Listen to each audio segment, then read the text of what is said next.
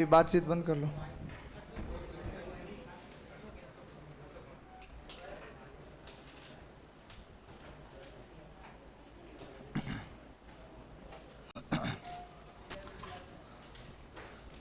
हाँ, एक बार कल वाली पूरी पीडीएफ वापस लगा था।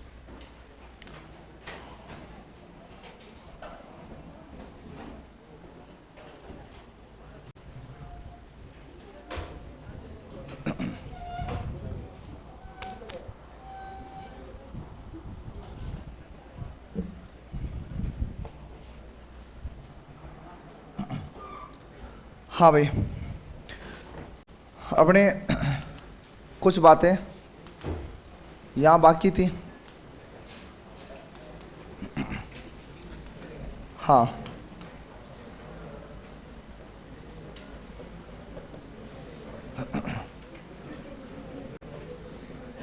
हिंदी की संधि, बातचीत बंद कर लेना। चलो, हिंदी की संधि की बात करें तो देखो, अरे चूचा बंद कर लो। घुड़दौड़,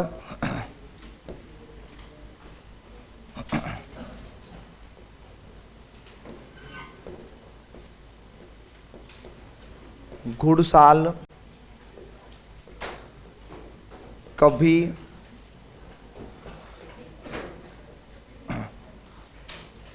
उसी, तभी, बटमार,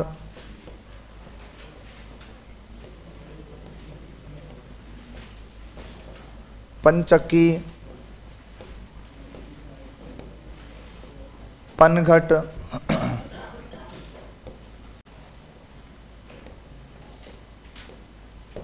पतझड़, कटघरा,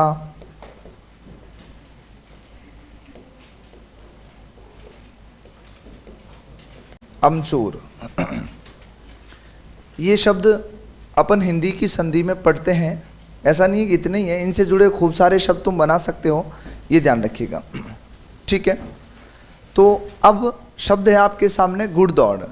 तो घुड़दौड़ शब्द की बात करता हूं, तो इसको अगर मैं तोड़ूंगा तो विच्छेद क्या होगा? घोड़ा, और धन क्या होगा? दौड़ होगा। घुड़साल की बात करता हूं तो यहां भी क्या निकलेगा? घोड़ा, और धन क्या निकलेगा? साल। ये संप्रदान तत्पुरुष में आपको लिखाऊंगा, घुड़साल शब्द घोड़ों के लिए साल, ये ध्यान रखिएगा। ठीक है, हाँ। उसके बाद में लिखें, सॉरी सुने, कभी शब्द मैंने पढ़ाया था, कब धन क्या होगा? ही होगा।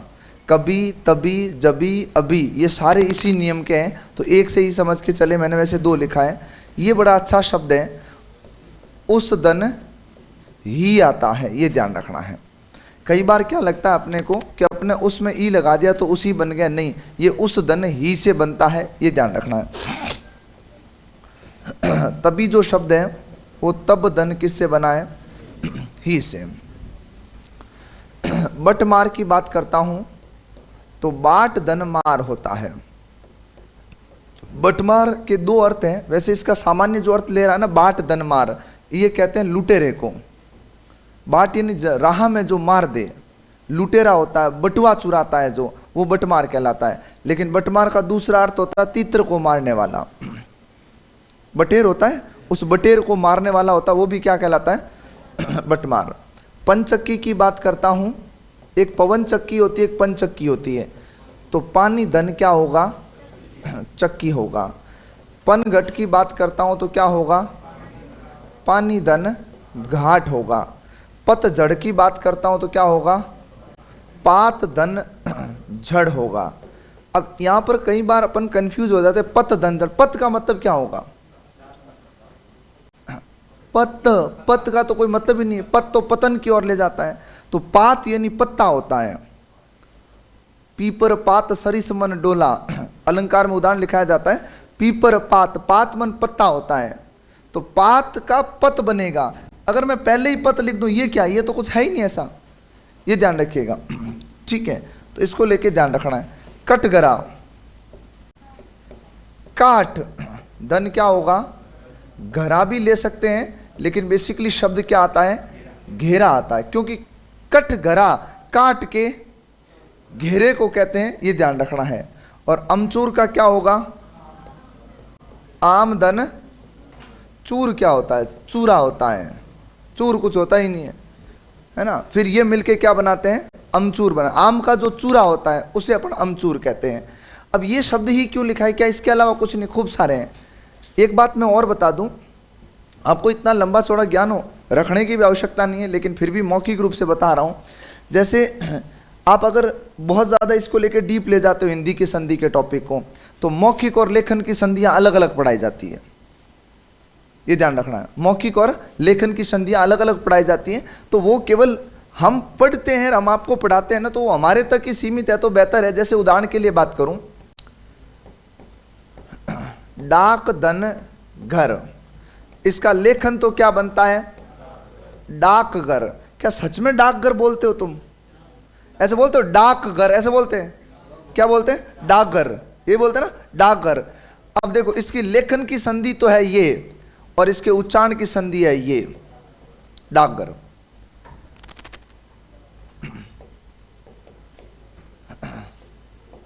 क्या लिखा हुआ है, बातचीत। सच में ऐसे बोलते हो बातचीत, या ऐसे बोलते बातचीत, बातचीत। एक च को क्या कर रहे हैं, इस त को च के साथ बोल रहे हैं, और त को च के साथ बोल रहे हैं ना, तो इसका ये होता है मौखिक, लेकिन लिखित होता बातचीत, ये ध्यान रखना है। तो ये अगर चीजें मैं करवा भी दूं ना, तो तुम्हें लगता है कि तुम्हारा भला होगा, इसको कहते हैं वहम। ऐसे में मर जाओगे, डूब जाओगे, है क्या, हो क्या रहा है। जब चीजें काम ही नहीं आनी है, तो उस पर मैं तुम्हें काम करवा के भी क्या हासिल कर लूंगा। फिर तो ये शो कर रहा हूं कि देखो छोरो, मुझे इतना आ रहा है और तुम इसको सुनो, तो तुम्हारे काम का ही नहीं है। अब इसमें मैं ये लिखाऊं ना कि देखो उच्चारण की संधि ये है, लेखन की संधि ये है, उच्चारण की संधि ये लेखन, तो बच्चा मर जाएगा भाई। उच्चारण लेखन क्या है, अलग अलग। हमारे एग्जाम आए तो क्या करें, तो अपने आप एग्जाम को लेकर के कभी ऐसे कोरिलेशन नहीं स्थापित करना कि मेरा आएगा। मैं तो कह रहा हूं यहां तक भी वो नहीं आता है, फिर भी अपनी तुष्टि के लिए अपनी नोटबुक में होना चाहिए कि मेरे पास ये चीज है। और इसमें कोई भी नई बात नहीं सिखाई। अगर मैं मेरे दृष्टिकोण से बताऊं तो एक तो ये शब्द तुम्हारे लिए बहुत काम का पूछ ले, तो एक ये शब्द तुमने नया सीखा है, बाकी लेके लगभग तुम्हें सभी आ रहे थे। क्योंकि पतझड़ में बच्चा सामान्य उलझ जाता है, तो पतझड़ में वो पतधन जड़ कर देता, जबकि पात होता है। बाकी इसमें कोई नहीं है कि तुम्हें नहीं आता, तो ये लेके आपके पढ़ा हुआ है। हाँ,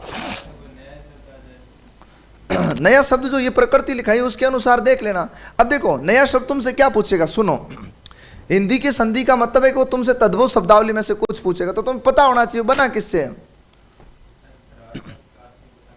तो अभ्यास करो। हर शब्द तो आज तक कोई मास्टर पैदा हुआ लिखा सकता है। चल एक बात बता,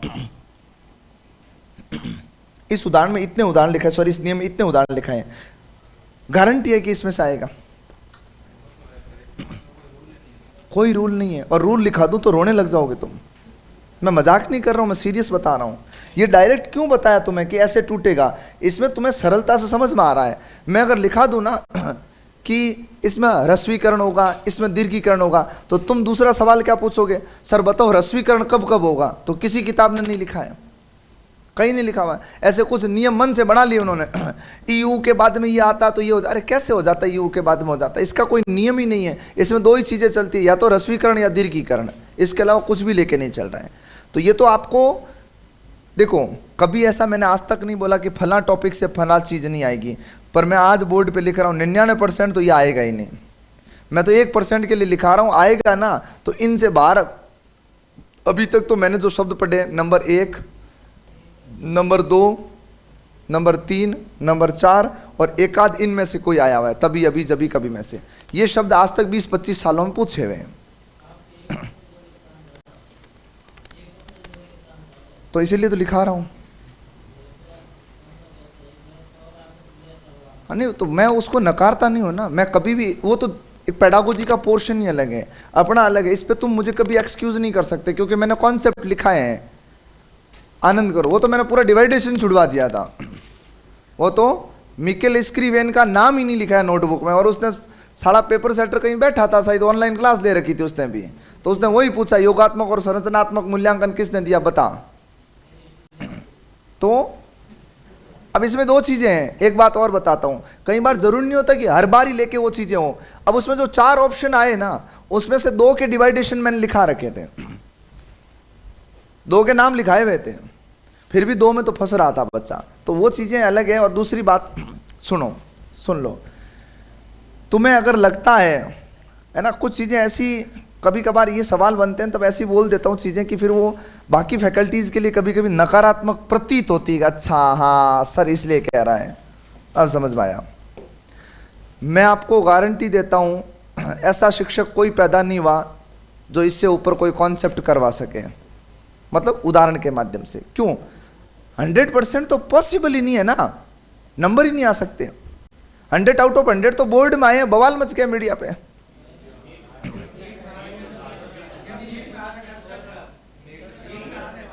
वो नीट वाला तो लफड़ा पूरा ही अलग है, क्योंकि उसके नंबर आ रहे 718, वो आए।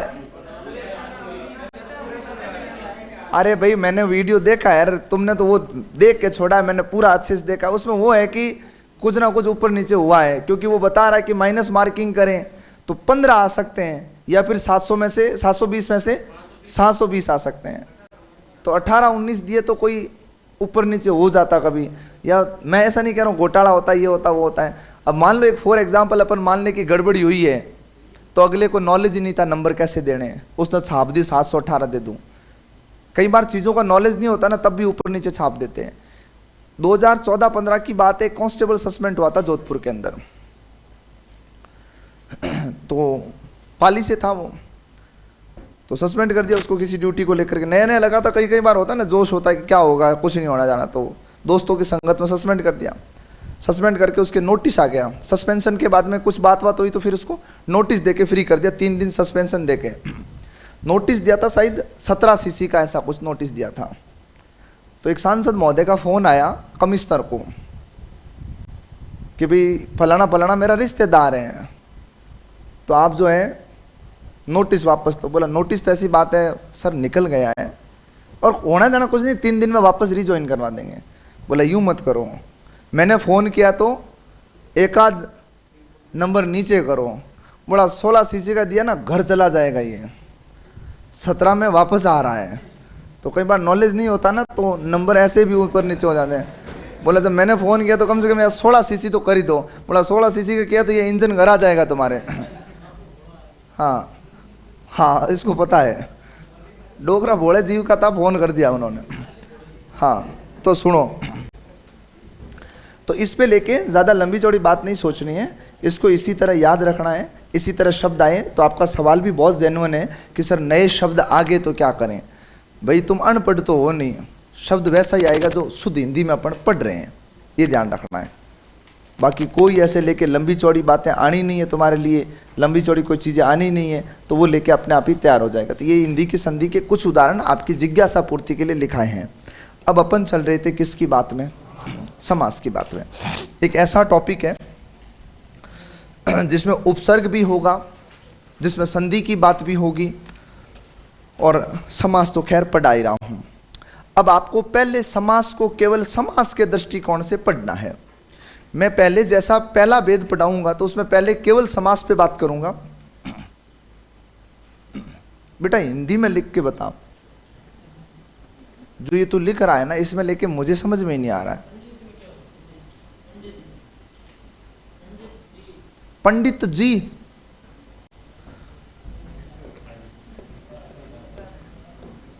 हाँ इसमें क्या देखना तेरे को? इसमें संधि कहां से आई? तो टोपी पहन के आएगा कल से वापस, ध्यान रखना। चलो आगे आ जाओ, ठीक है। अरे एक ये टेस्ट वाली पीडीएफ इनकी, एक शनिवार को कोई टेस्ट हुआ था, 2 शनिवार पहले, वो आगे बात करो। अपलोड वाला देखो इनकी क्यों नहीं हुई है, ऑनलाइन अपलोड नहीं हुई है। 2 शनिवार पहले हुआ था ना, पेपर दिया ही नहीं।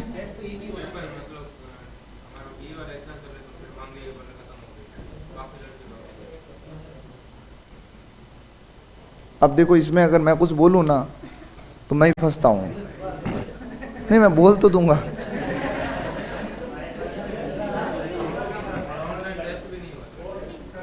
दो 2022 में कल्पतरु में एक टेस्ट हुआ था। उस टेस्ट में ये विवाद हुआ था कि पेपर हो गया था और फिर कल्पतरु में अप एंड डाउन ऊपर नीचे पूरा भरा रहता था जब क्लासें लगती थी। तब टेस्ट में क्या बच्चे बहुत कम इंटरेस्ट लेते हैं, क्योंकि उनको अकल बहुत बाद में आती कि काश टेस्ट देने चाहिए थे। क्या कुछ क्या पंचायती वाले होते हैं, मुंह उठा के चल लेते हैं। तो हमारा कुछ ही नहीं जा रहा है, हमने पेपर छपवाए करवा दिया। तो उसमें क्या हुआ कि हिंदी का टेस्ट था और आप ये मान के चलो कि 1100 के आसपास बच्चे बैठते थे। 2 बैच मर्ज करके मैं पढ़ाता था उसमें। तो अधिकांशतः बच्चे टेस्ट के समय निकल गए, 400-500 बच्चे निकल गए।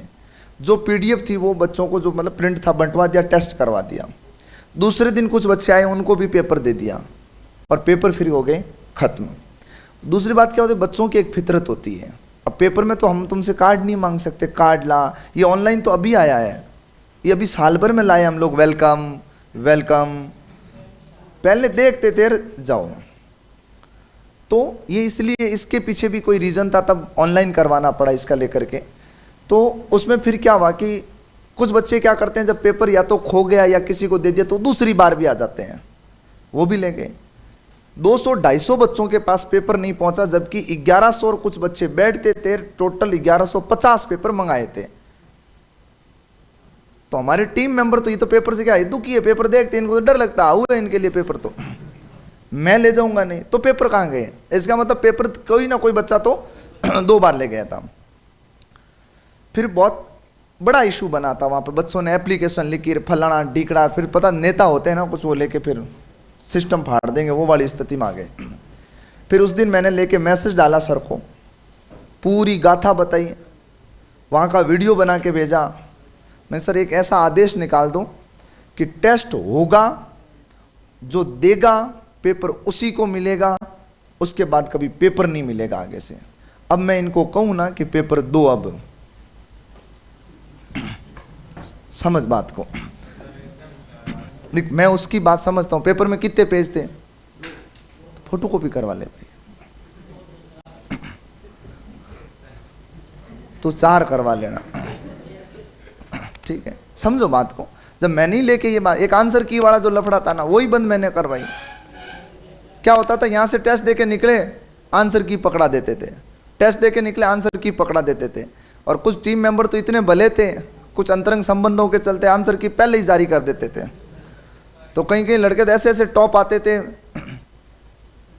तो फिर सिस्टम ये कर दिया कि आगे कंटेंट टीम से आंसर की यहां पहुंचेगी नहीं, जब तक बच्चे घर नहीं पहुंच जाए, अगला दिन नहीं हो जाए। और ये की बंद करवाने के पीछे महिला एएसआई बैच जिम्मेदार था। मैंने आपको बताया भी था, वो लड़की हमेशा ही टॉप आती थी। इसको लफड़ाई बंद करो। तो कुछ चीज़ें आपकी भलाई के लिए करवाई गई है। आपका एग्जाम था, मैं समझ सकता हूँ, लेकिन वापस हम आदेश इनको तो नहीं दे सकते। ये दे तो मना नहीं है, बाकी इनके पास भी इनको जवाब देना पड़ेगा क्यों दिया, क्योंकि गला कल मैं ही पकड़ लूंगा इनका दिया क्यों।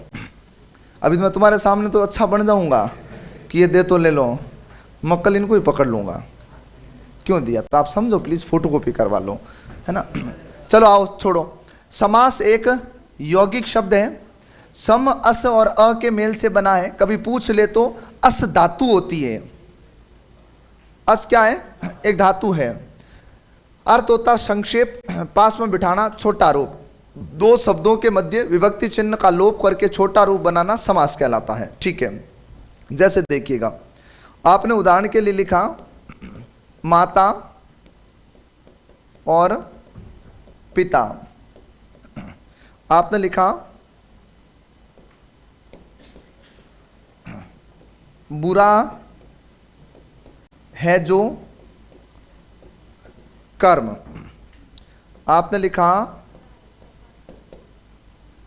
घोड़े पर सवार।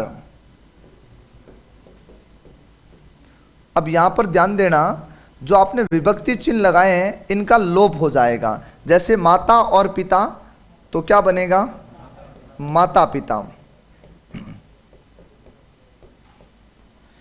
बुरा है जो कर्म दुष्कर्म, और घोड़े पर सवार घुड़सवार।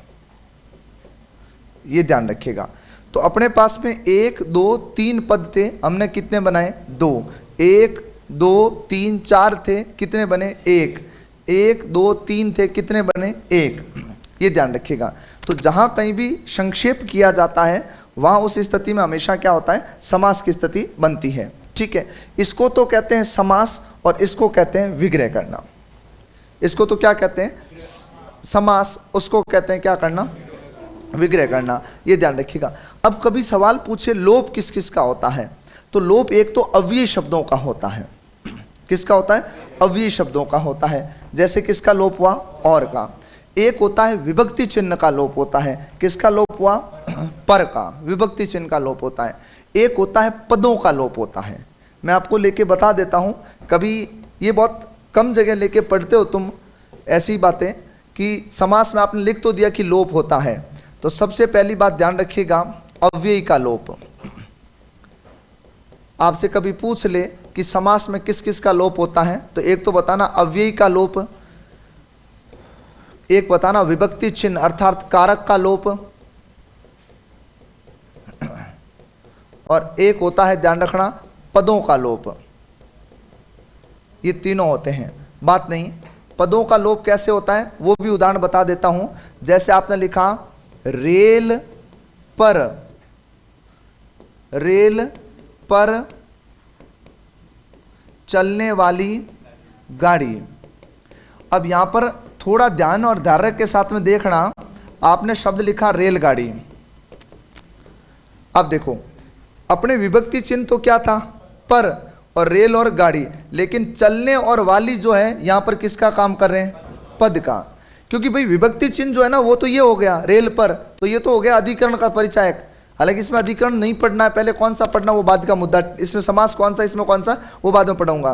पर रेल पर चलने वाली गाड़ी, तो पर तो हो गया कारक चिन्ह, लेकिन चलने और वाली कौन है? तो ये एक स्वतंत्र पद है यहाँ पर, तो पद है तो इनका भी लोप हो रहा है। तो ये ध्यान रखना, 3 चीजों का लोप होता है। अव्यय का लोप होता है, विभक्ति चिन्ह का लोप होता है, और किसका लोप होता है? पद का लोप होता है। इस बात को याद रखना है। ये सवाल अभी तक कभी एग्जाम में नहीं पूछा गया है।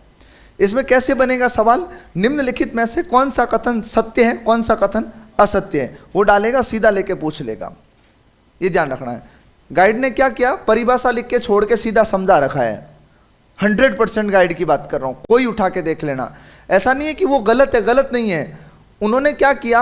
अपने को ये लिख के बताते हैं कि 2 शब्दों के मध्य विभक्ति चिन्हों का लोप होना और छोटा रूप बनाना समास कहलाता। फिर सारे उदाहरण दिए। लेकिन एक स्टूडेंट में इतना कॉमन सेंस नहीं होता है कि वो बच्चा वहां पर ये गेन करे कि एग्जाम में सवाल पूछ लेगा किस किस का लोप होता है। तो इस पे अपने को पहले से तैयार रहना है कि अव्यय का लोप होगा, विभक्ति चिन्ह का लोप होगा और पदों का लोप होता है। ये ध्यान रखिएगा। आगे सवाल आता है समास के भेद।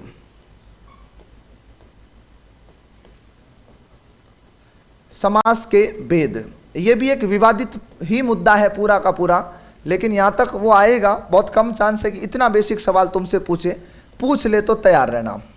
अब सुनो, अगर वो ये कहे कि भाई समास के भेद कितने, कुछ भी नहीं लिखे, तो आपको सीधा सीधा कितने भेद बताने? 6 भेद बताने।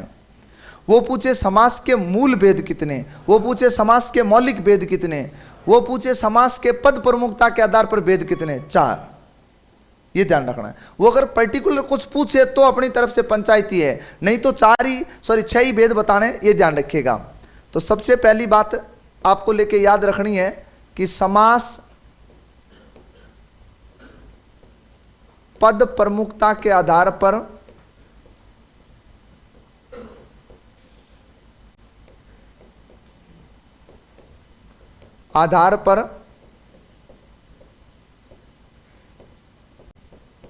चार प्रकार का होता है।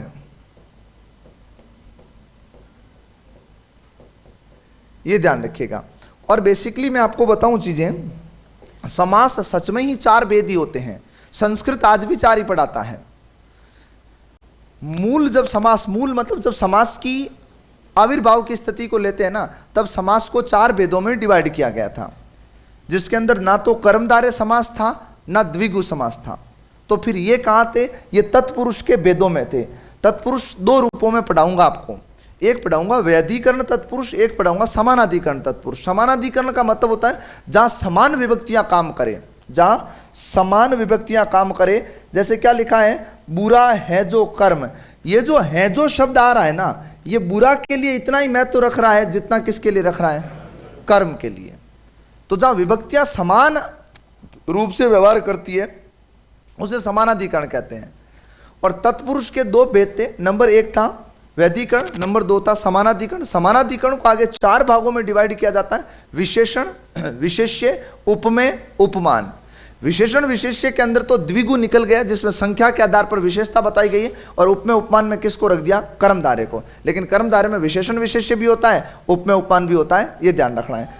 तो आपको पूछे तो सबसे पहला लेना है आपको कौन सा, अव्ययी भाव समास।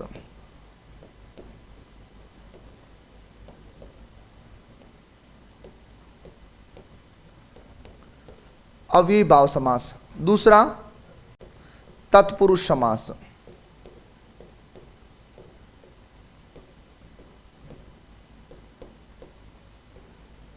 तीसरा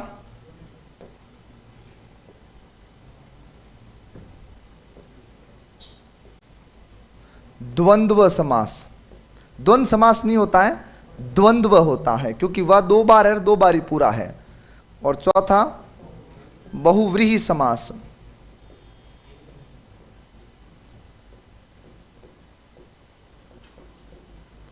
और पांचवा गौण रूप कर्मधारय। हाँ कोई दिक्कत नहीं है, पहले किसी को लिखो, है तत्पुरुष के ही रूप। और छठा क्या नाम है छठे का, द्विगु नहीं होता है, द्विगु होता है, द्विगु। हाँ अपन क्या बोलते हैं, व की तो रेल बना दी अपने, जबकि मात्रा है किसकी, वी है, दी नहीं है, इसलिए उच्चारण होता है द्विगु, ये ध्यान रखिएगा। खैर उच्चारण से कोई लेना देना नहीं है, सुधर जाए तो बेहतर है, नहीं तो सिलेक्शन हो जाए तो उच्चारण की जरूरत पड़ेगी नहीं। अब आती है अव्ययी भाव की बात। तो इसमें सबसे पहले बताना उसको पूर्व पद प्रदान होता है। पूर्व का मतलब पहला पद। यहां पर बात करूं तो उत्तर पद प्रदान होता है।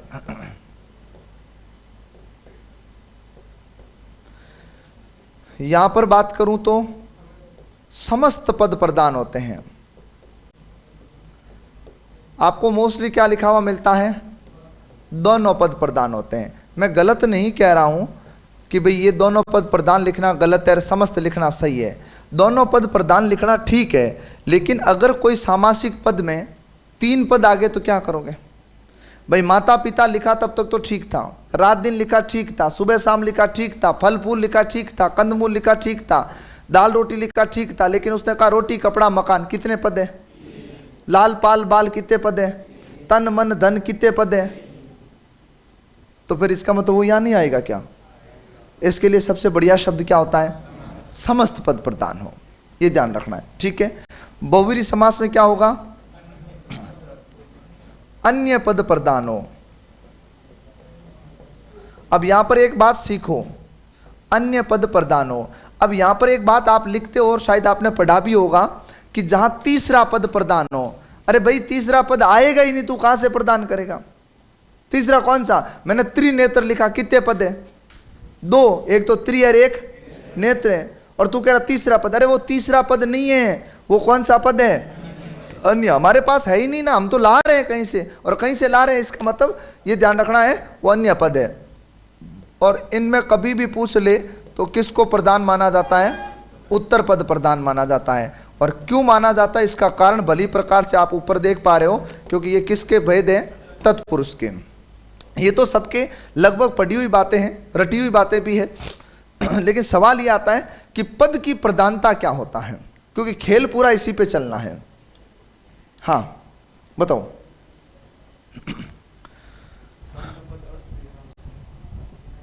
जैसे अर्थ तो सारे पद ही दे सकते हैं। एक द्वंद्व समास ऐसा होता है जहां पर समार द्वंद्व में कुछ उदाहरण ऐसे होते हैं जिसमें एक पद अर्थ नहीं देता है। बाकी तो सारे समासों में दोनों पद अर्थ देते हैं। बताओ। हाँ,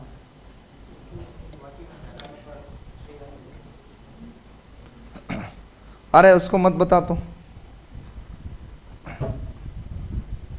बातें नहीं करनी है, और बातें करने में झूठ मत बोला करो तुम। एक तो मतलब सरासर। हाँ बता, मध्य मार्ग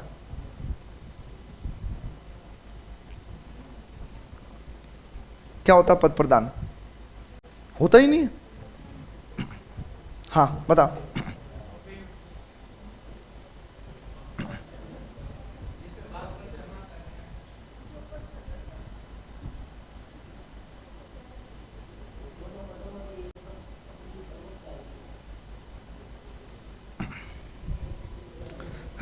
सुन,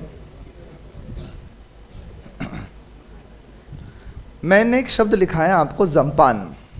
क्या लिखाया? जम्पान। जो तूने उत्तर दिया ना, वो उत्तर इस प्रकार का है। मैंने शब्द लिखा है जम्पान। आपने कहा सर ये जम्पान क्या होता है? मैंने कहा जापानी भाषा का शब्द है। तो तुम्हें उत्तर मिल गया क्या होता है? तुम तो ये पूछ रहे हो जम्पान है क्या? तो मैंने आपसे पूछा पद प्रदान, आपने कहा कोई एक पद प्रमुखता से लिया जाए। तो बात तो वही कह रहा ना, एक पद प्रदान। मैं तो वही कह रहा हूं, पर पद प्रदान है ये क्या है? हाँ, अरे भाई सीधी सी बात है, जिस पद के अनुसार विग्रह निर्धारित किया जाता है ना, वो पद क्या होता है? प्रदान। जैसे उदाहरण के लिए देखो, यथा शक्ति,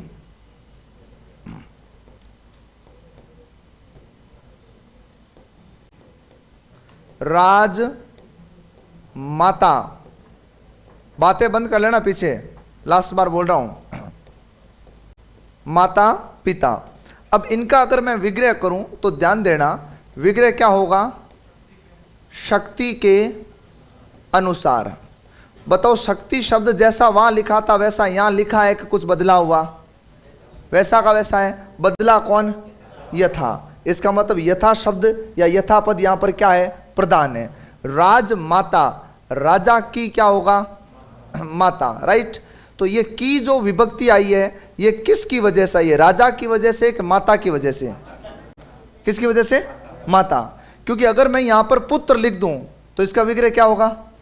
राजा का पुत्र। इसका मतलब ये जो की आया है ना, ये किसकी वजह से आया? माता की वजह से। माता कौन सा पद है? उत्तर पद है। माता पिता, माता और पिता, ये और किसके लिए? माता के लिए, पिता के लिए, दोनों के लिए समान? दोनों के लिए समान। अब आपने लिखा अन्य पद प्रदान। अब अन्य पद प्रदान का मतलब यह है कि मैंने लिखा त्रिनेत्र, और त्रिनेत्र का आपने विग्रह लिया कि तीन नेत्र हैं जिसके। अब यहां पर अपनी जिज्ञासा बनी हुई है कि खत्म हो गई? बनी हुई है ना। अब कई बच्चे का सर नहीं बनी हुई है, शिव है, पता होता है। वो तो तुझे पता है। मकर ध्वज बता दे फिर। त्रिनेत्र तो ठीक था, मीन केतु बता दे, वर्ष भानुजा बता दे, रेवती रमण बता दे। तो रेवती रमण नहीं आ रहा है ना, तो उसका अर्थ अपने को देना पड़ेगा। रेवती के साथ रमण करता है जो अर्थार्थ बलराम, भगवान कृष्ण का भाई। रेवती पत्नी का नाम था उसकी, भाई बलराम की। तो त्रिनेत्र, ये तो कॉमन उदाहरण क्यों लिखाए जाते हैं? क्योंकि इससे तुम समझो कि नहीं समझो वो बाद का मुद्दा है।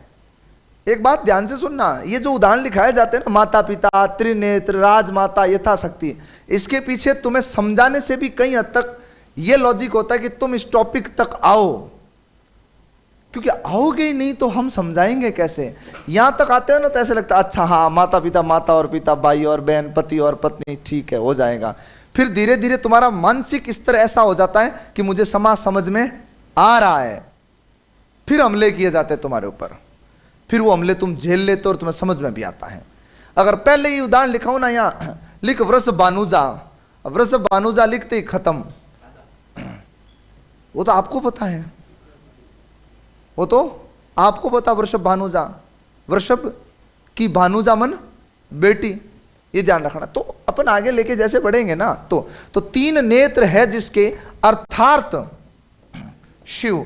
तो अब मुझे ये बताओ, 3 नेत्र है जिसके, ये जिसके शब्द इसके लिए कि इसके लिए कि इसके लिए, जिसके अपन तीसरे की ओर संकेत कर रहे हैं, बाकी 3 नेत्र शब्द से कोई लेना देना ही नहीं है इसका। इसको कहते हैं पद की प्रधानता। ध्यान रखिएगा, जिस पद के अनुसार विग्रह निर्धारित किया जाता है वो पद हमेशा ही क्या कहलाता है, प्रधान कहलाता है। ये तो है मित्रों सामान्य सी बात। अब इधर ध्यान देवे, द्विगु खुद नाम के अंदर द्विगु समास है, ये ध्यान रखना। द्विगु शब्द खुद के अंदर कौन सा समास है, द्विगु ही समास है। मैं उदाहरण लिखा दूंगा वहां द्विगु में, ये वापस से रिपीट करवा दूंगा। द्विमन होता है 2, गुमन होता है गायों का समूह। 2 गायों का समूह है वो द्विगु कहलाता है। कर्मधारय समास में कर्म तत्पुरुष समास है। कर्मधारय समास में कर्म तत्पुरुष समास है, कर्म को धारण करता है जो, या कर्म को धारण करने वाला। उसके बाद में बहुवीरी समास, 2015 पटवारी प्री का पेपर देखना, वहां सवाल आया था कि निम्नलिखित में से किस विकल्प में अव्ययीभाव समास है। अब 4 जो विकल्प थे वो बच्चों की अपेक्षा, उम्मीद, कल्पना सबसे परे थे। भाई जैसे बच्चे ने पढ़ा अव्ययीभाव का उदाहरण, तो उसको लगा यथा से, प्रति से, ला से, बिन से, बे से, सा से, इनसे कोई जुड़ा हुआ शब्द होगा। लेकिन उसने विकल्प देखा तत्पुरुष, बहुवीरी, अव्ययीभाव खुद और द्विगु। तो कैंडिडेट होशियार तो ये भी सोच के प्रश्न छोड़ के आए कि ऑप्शन गलत छपे हैं, गलती से लिख दिया। अरे गलती से नहीं, बहुवीरी समास के अंदर अव्ययीभाव समास होता है। बहु एक उपसर्ग है, व्रीमन होता है अनाज। व्रीमन क्या होता है, अनाज। तो इसमें होगा, इसमें कोई समास नहीं, इसमें कोई समास नहीं, इसमें कोई समास नहीं होता है। ये तो है आधारभूत चीजें, ये ध्यान रखना है। अब अपन शुरू करते हैं कहानी अव्ययीभाव समास से।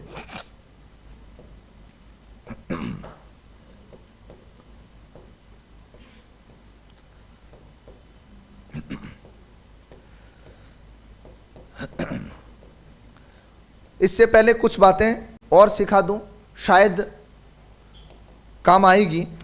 और ये उसके लिए काम की है जिन्होंने भूले भटके कभी समास पढ़ा है। एक तो स्कूलिंग में समास पढ़ा, उसको भूल जाओ। हालांकि कुछ बच्चे तो भूले भी हैं। गिनती लिखा दूंगा, कोई दिक्कत नहीं है। अभी वो आती मैं लिखवा देता हूँ। गवर्नमेंट जॉब वालों को दिवाली का बोनस मिलता है। हाँ मिलता है। जो अरे वो डिपेंड करता है स्थिति पे भाई, कभी 4% आता है, कभी 10% आता है, उस पर कुछ नहीं है ना। वो बोनस सभी जगह मिलता है, कहाँ नहीं मिलता है, सबको मिलता है, आपको भी मिलता है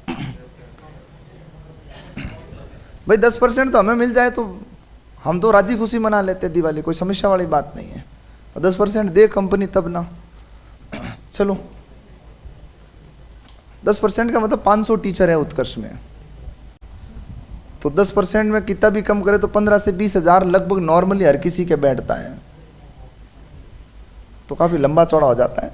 टीम मेंबर्स को तो फिर भी अच्छी खासी मिलती है, कई कई बार तो पूरी सैलरी आती है इनके। तो रक्षाबंधन पे लड़कियों को हर बार उत्कर्ष देता है। लड़कियों में ना काम करने वाली, यूं नहीं तुम चली जाओ कि रक्षाबंधन है 2 हमें, सर ने बोला था क्लास में। वर्कर्स जो होती है यहाँ काम करते हैं, चाहे वो किसी भी डिपार्टमेंट में, उनको लेके मिलता है। खैर आओ, अब इसमें कुछ चीजें आपको जो रूढ़ित पढ़ाई गई है मैं उनको लेके थोड़ा क्लियर कर दूं।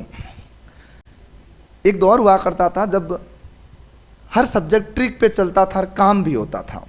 काम माने 2014-15 तक इतने बेसिक सवाल आते थे कि अगर समास तुम ऐसे खड़े खड़े भी पढ़ा के चले जाओ ना, 5 बातें बता के, नाका लग जाता था। जैसे मैं आपको वाच्य पढ़ाऊंगा तब आपको कुछ चीजें और बताऊंगा। बच्चों को रटाया गया कि उपसर्ग आते ही तुम कूद जाना अव्ययीभाव के साथ में, बाकी कुछ मत करना। तो मैं आपको जानकारी के लिए बताऊं, 80% उपसर्ग अव्ययीभाव में पढ़ाए जाते हैं, लेकिन एग्जाम के अंदर वो 20% में से पूछ रहा है, तो तुम रट के जाओगे, तुम मरोगे। और कुछ उपसर्ग ऐसे हैं जो अव्ययीभाव में भी व्यवहार कर रहे हैं और जगह भी मुंह मारते हैं, तो आप कैसे तय करोगे? जैसे स उपसर्ग है। अब स उपसर्ग अभी दूसरे नियम में लिखाऊंगा इसको। स उपसर्ग अव्ययी भाव में भी आता है, जैसे सावधान लिख दिया, सहित लिख दिया, सौदान लिख दिया, साकार लिख दिया, शांत लिख दिया, सब अव्ययी भाव में। लेकिन जैसे ही सपूत आया मामला खत्म, क्योंकि जो अभी पहले मैंने उदाहरण बोले ना उसमें स का अर्थ था सात, और सपूत में जैसे ही श बोला तो इसका अर्थ हो गया अच्छा, और अच्छा होती कर्मधारय समास। दूर दुस कभी भूल के भी नहीं आ सकता अव्ययी भाव में, क्योंकि दूर दुस का अर्थ क्या होता है? दूर यानी बुरा, दुष यानी बुरा, तो अच्छे और बुरे तो कहां आते हैं? कर्मधारय समास में आते हैं, तो यहां संभव ही नहीं है। तो यह चीज तो दिमाग से निकाल लो। दूसरी बात, स्कूल के बच्चों को और कुछ कंपटीशन क्लासेस में भी बच्चों को पढ़ाया गया कि कारक चिन्ह कहीं भी आते हैं तो तत्पुरुष कर लेना। तो उसको कैसे पता कारक चिन्ह आते हैं कि नहीं आते हैं? मैं आपको तत्पुरुष समास पढ़ाने से पहले एक बार कारक आधे घंटे के लिए बेसिक पढ़ाऊंगा, बाकी टॉपिक तो पूरा अलग पढ़ेंगे। क्योंकि अगर मैंने कारक नहीं पढ़ाया ना, तत्पुरुष तुम्हें पल्ले ही नहीं पढ़ना है। और अगर 5 सवाल समास के पूछे उसने एसआई में, मुझसे अभी लिख के ले जाओ, 3 तो तत्पुरुष के हैं। कारण तत्पुरुष खुद इतना बड़ा है जितने बाकी वाले 5 समास नहीं है।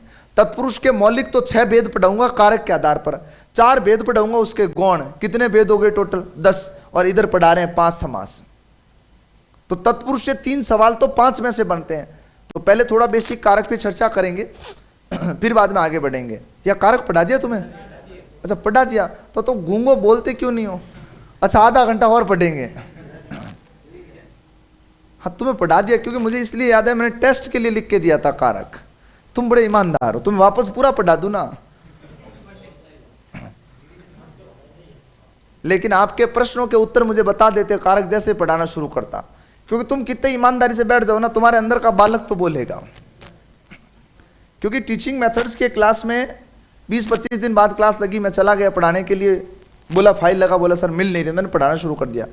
मैंने लेखन कौशल पढ़ाना शुरू किया वहां पे। बच्चों का सर कौशल स्टार्ट कर रहा था, मैंने लेखन लिखो, कोई नहीं। अब मैंने 40 मिनट तक लेखन पढ़ाया। मैंने कुछ फैक्ट पूछे, कुछ परिभाषाएं पूछी, उत्तर आ रहे गोली की रफ्तार से क्लास से। व्याकरण में उत्तर आए ना, डाउट नहीं होता है। पेडागोजी के अंदर अगर बैच में उत्तर आते हैं ना, तो वो प्रश्न चिन्ह खड़ा करता है। मत तुमने 15-20-25 दिन पीछे क्या किया? सर पढ़ रहे थे। और जैसे ही कॉपी खोल के बोला लिखो, बोला ये तो लिखा हुआ है। मसालो जबी तो मुझे लगा कि तुम्हारा मामला अटक कहाँ रहा है। तुम ऐसे धा धू परिभाषा कैसे बता रहे हो कि ये मैक्स मुलर ने कहा था, ये फलाने ने कहा था, ये पतंजलि ने कहा था। तो अपन कारक क्या था? तो सबसे पहली बात तो मित्रों ध्यान रखना, तुम्हें कारक आने चाहिए ना। कारक नहीं आएंगे तो तुम कैसे करोगे? तीसरी बात है कि बेटा कहीं भी डैश आ जाता ना योजक चिन्ह, तो द्वंद्व समास कर लेना। अरे तो योजक चिन्ह किसी भी समास में लगा, तुझे कौन मना कर रहा है? तो अव्ययी भाव में लगा क्या? लगाना पड़ेगा अपने को। जहां पदों की आवृत्ति होती है वहां बीच में कौन सा चिन्ह आता है? योजक चिन्ह आता है। मैं तत्पुरुष में लगा के बता दूंगा, द्वंद्व में तो लगेगा ही लगेगा। कर्मधारय में लगता है, द्विगु में लगता है, बहुव्रीहि में लगता है। कौन सा समास बचा? कोई नहीं बचा, 6 में लगता है। तो ये लेके चीजें थोड़ा सीखना है। फिर रटा दिया क्या बेटा? कहीं पर भी गिनती देख ले संख्या, तो कहां भाग जाना? द्विगु में। जबकि आपको जान के ताज्जुब होगा, सर्वाधिक अंकात्मक उदाहरण जो है ना, वो द्वंद्व समास में आते हैं। सर्वाधिक संख्याएं जो काम में आती है वो किस में आती है? द्वंद्व समास में। 11 से लेकर के 18, 21 से लेकर के 28, 31 से लेकर के 38, 41 से लेकर के 48, 51 से लेकर के 58, 61 से लेकर के 68, 71 से लेकर के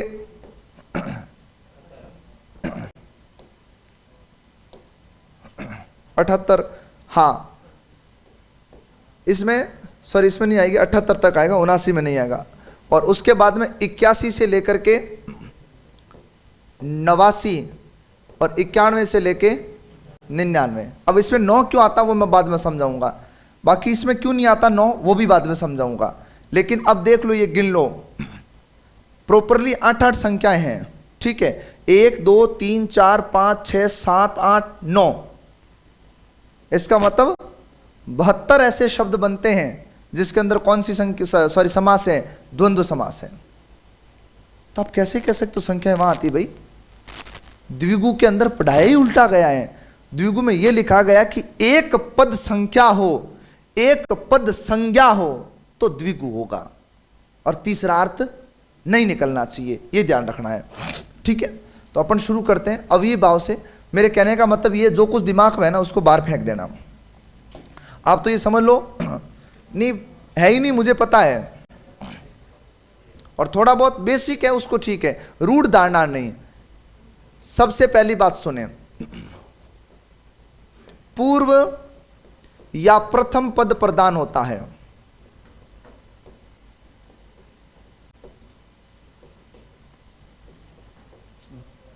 बातें मत करो।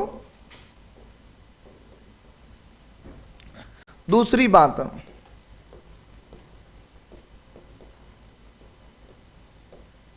समस्त पद अव्ययी होता है। अव्ययी का मतलब क्या है? अविकारी। अव्ययी भाव समास में जैसे ही पूरा पद विग्रहित के बाद में समास बनता है ना, तब जब वो पद निर्मित होगा वो हमेशा ही क्या होगा?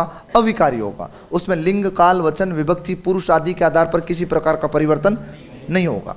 जैसे देखो,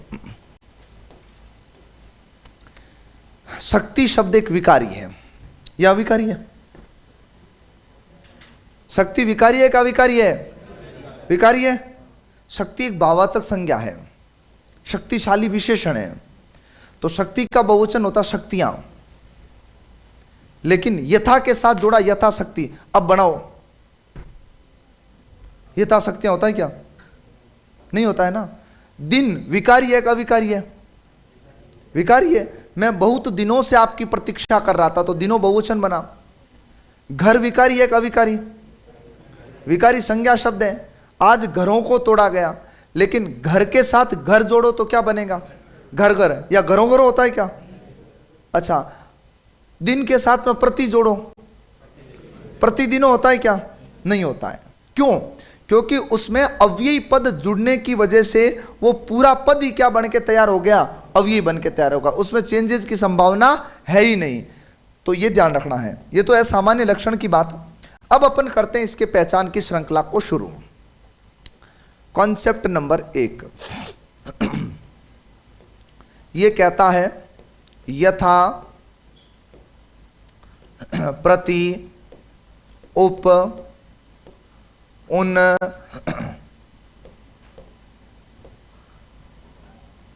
अल।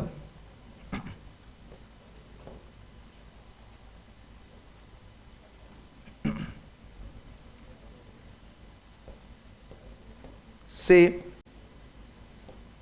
जुड़ा शब्द। बातें बंद कर लेना। अब ये भाव समास का तो पता नहीं, क्लास हो जाएगी। अब ये भाव कोई विकारी उत्पन्न नहीं होगा कभी। सुनो, यथा, प्रति, उप, उन, अल, ये उपसर्ग है सारे के सारे। अब आप कहोगे सर यथा तो हमने आज तक उपसर्ग में पढ़ा ही नहीं है। पढ़ा कभी यथा उपसर्ग में? नहीं, वो पीछे पढ़ा। उपसर्ग टॉपिक में कभी लिखा हुआ नहीं मिलेगा आपको कि यथा उपसर्ग है। कारण बताता हूं मैं आपको।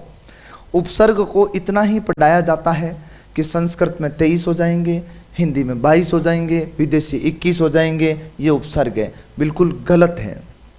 उपसर्ग हर उस अव्ययी शब्द को कहते हैं जो किसी शब्द के पूर्व में जुड़ता है, हर उस अव्ययी को। और मैं आपको संस्कृत के जो मौलिक जो किताबों में लेके बताया जाता है ना, 22 कर ले 23 कर ले, मैं उसके अलावा उतने उतने उपसर्ग मैं लिखाऊंगा और एग्जाम का रेफरेंस देके बताऊंगा कि फला एग्जाम के अंदर अधा उपसर्ग पूछा गया था, जबकि अधा मौलिकता में मिल जाए तो लेके आ जाना। है ही नहीं, लिखा हुआ ही नहीं है, जबकि पूछा हुआ है। अधस्थल पूछा था, अभी किसी लेटेस्ट एग्जाम का ही सवाल है कि अधस्थल के अंदर उपसर्ग कौन सा है, तो अध धन तल होता है। विसर्ग संधि का नियम याद करो, कौन सा? त थ स। अध धन तल, अधस्थल तो अध उपसर्ग है। अधो पतन, सॉरी, अध पतन में अध उपसर्ग है, अधो भाग में अध उपसर्ग है। ये ध्यान रखिएगा। तो उपसर्ग बहिष उपसर्ग होता, तिरछ उपसर्ग होता, प्रातर उपसर्ग होता है। अब पूछ ले, गलती से चलते किसी से पूछ लेना बाहर जाके कि प्रातः काल में उपसर्ग बता, खाली है कोपड़ा, जबकि प्रातः काल में प्रातर उपसर्ग निकलता है। प्रातर मैं लिखाऊंगा, आप चिंता ना करें, प्रातर उपसर्ग निकलता है। प्रातः स्मरण में प्रातः उपसर्ग निकलता है। त्रिशकार में त्रिश उपसर्ग निकलता, बहिष्कार में बहिष उपसर्ग निकलता है। उपसर्ग का मतलब क्या है? वही नहीं जो संस्कृत हिंदी में लेकर हट रहे हो तुम। उपसर्ग का मतलब हर वो अव्ययी शब्द जो किसी शब्द के पूर्व में जुड़ करके उसके अर्थ में नवीनता लाता है ना, वो हमेशा उपसर्ग कहलाता है। ये ध्यान रखना है, कभी ऐसे लेके रूढ़ नहीं बनाए चीजें। तो यथा से, प्रति से, उप से, उन से, अल से जुड़ा हुआ शब्द होता है वो हमेशा किस में आता है? अब ये भाव में। तो विग्रह कैसे करें? तो नंबर 1 यथा का या तो करना है किस में? जैसा, जैसी, जैसे, या फिर किस में करना है? के अनुसार में। सुनना ध्यान से, या तो करो जैसा, स्त्रीलिंग आए तो जैसी, बहुवचन आए तो जैसे, और या फिर करो किस में? के अनुसार में। बस अभी शब्द लिखेंगे तब चीजें क्लियर हो जाएगी। प्रति की बात करूं तो प्रति आता है एक तो हर में, या आता है किस में? बिल्कुल सामने में। उप की बात करता हूं तो उप एक ही संदर्भ में टूटेगा, निकट। उन की बात करता हूं तो उन जाएगा एक कम में। और अल की बात करता हूं तो क्या होता है? निश्चित होता है। ये ध्यान रखना है।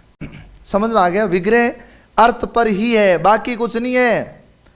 एक बात लिख लेना, जब कभी समास मिलाओ, मैं सारे उदाहरण लिखा नहीं पाऊंगा, मैं क्या, कोई नहीं लिखा सकता है, हजारों उदाहरण बनते हैं, लेकिन मैं उदाहरण लिखाऊंगा वो तो एग्जाम में तुम्हारे कभी गलत होंगे ही नहीं। पर तुम्हें कॉन्सेप्ट सीखना, प्लस जब अभ्यास करते हो तो शब्दों के अर्थ जरूर याद कर लेना। विग्रह अर्थ पर ही टिका हुआ है। अब देखो, यथा से जुड़ा शब्द है तो अपन एग्जाम्पल लें। अगर जैसे मैंने लिखा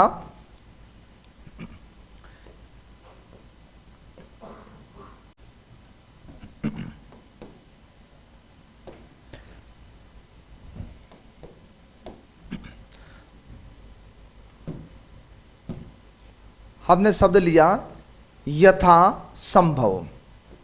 अब इस शब्द का तुम्हें अर्थ आता है कि नहीं आता है? संभव शब्द क्या जानते हो ना? यथा तुमने पढ़ रखा है। यथा का क्या होगा? जैसा, जैसी, जैसे, या फिर के अनुसार। दोनों ही सही है, किसी भी तरह से तोड़ो, कोई दिक्कत वाली बात नहीं है। यथा आदेश,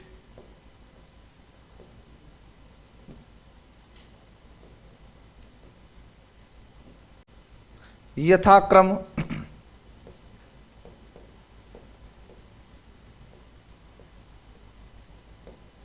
यथेष्ट। अब इनका विग्रह देखना। यथा संभव क्या होगा? जैसा संभव। अपन नहीं बोलते हैं कई बार, यथा संभव मैं आपकी सहायता करूंगा, मतलब जैसा संभव होगा। अब कई बच्चों को लगे सर संभव के अनुसार कर लें, बिल्कुल कर लो। तो जैसा क्यों लिख रहे हैं? क्योंकि संभव के अनुसार अटपटा लग रहा है, इसलिए अपन जैसा संभव लिख रहे हैं। यथा आदेश, आप भले लिखो जैसा आदेश, या फिर क्या लिख दो? आदेश के अनुसार।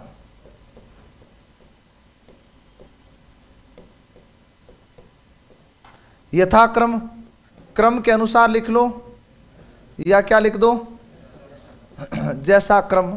यथेष्ट, जैसा इष्ट लिख दो, या इष्ट के अनुसार लिख दो। अच्छा, इष्ट का मतलब क्या होता है? बताओ देवताओं, बताओ।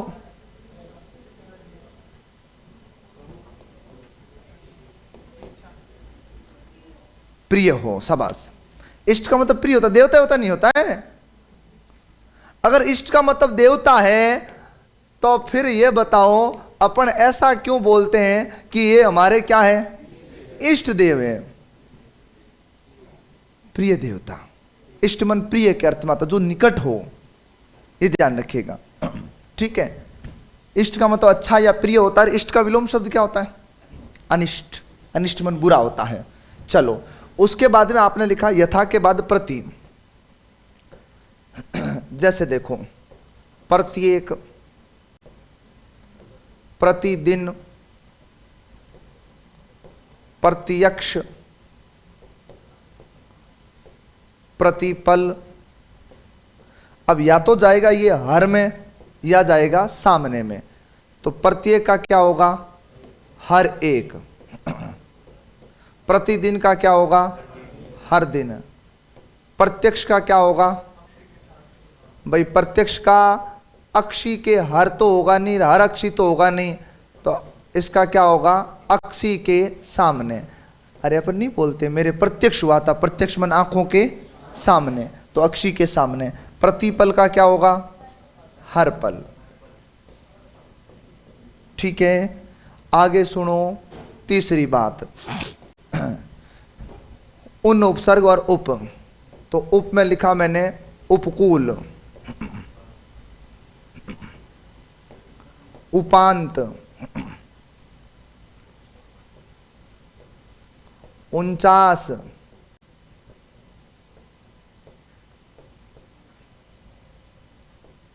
उनसठ।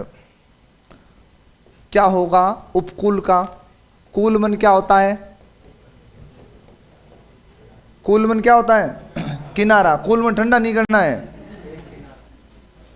क्या? अभी लेके हो सकता है कि रूम पे लेके के डर्मी कूल, वो कूल कूल अलग है। ये कूल यानी किनारा होता है, और ये कुल यानी वंश होता है, ये ध्यान रखना है। और कुल यानी योग भी होता है। ठीक है, तो उपकूल किनारे के निकट, उपांत अंत के निकट, उपदन अंत, दीर्घ स्वर संधि। 49 50 में एक कम। 49 नहीं होता है। खैर आपने कल गिनती लिखी थी, अभी आप लिखोगे तब तक मैं घूम के चेक कर लूंगा। 60 में बात नहीं, एक कम, ये ध्यान रखना है।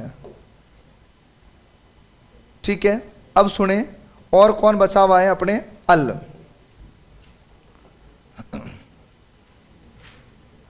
अल की बात करें तो क्या कहता है अल? अल कहता है अलविदा।